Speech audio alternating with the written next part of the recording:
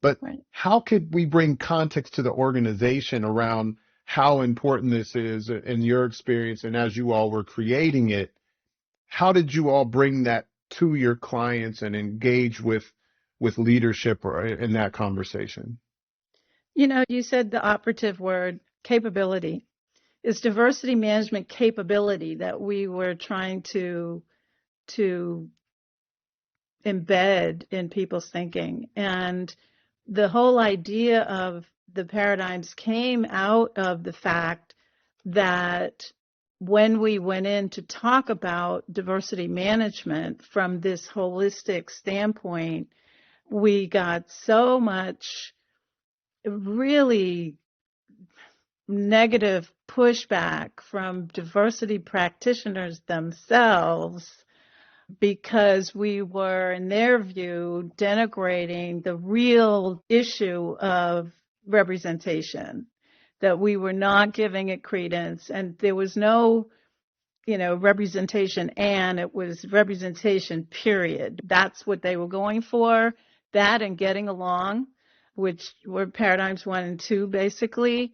And that the fact that we wanted to broaden the discussion to include why they were looking for representation, they just didn't want it. They didn't want to go there. So there was a lot of pushback, not only from the leaders of the organizations, but also from competing diversity practitioners who were trying to, just go in and do trainer work and feel good stuff.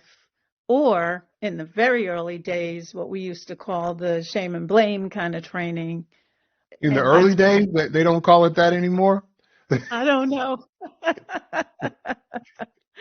Well, their story actually is coming back. But yeah, so we really struggled to get a footing and to just look at it from a broader perspective. And Roosevelt had already put together a spreadsheet sort of the different elements of diversity management, what it included. So creating the paradigm was really just capturing what people were focused on.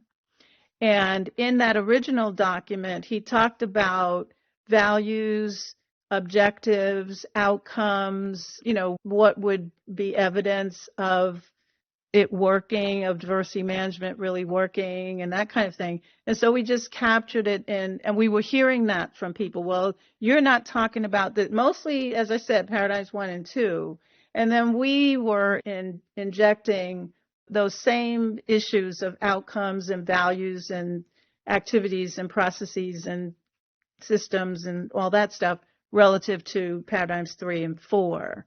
Mm-hmm. So we just wanted to see, okay, this is where people are. This is how they see it.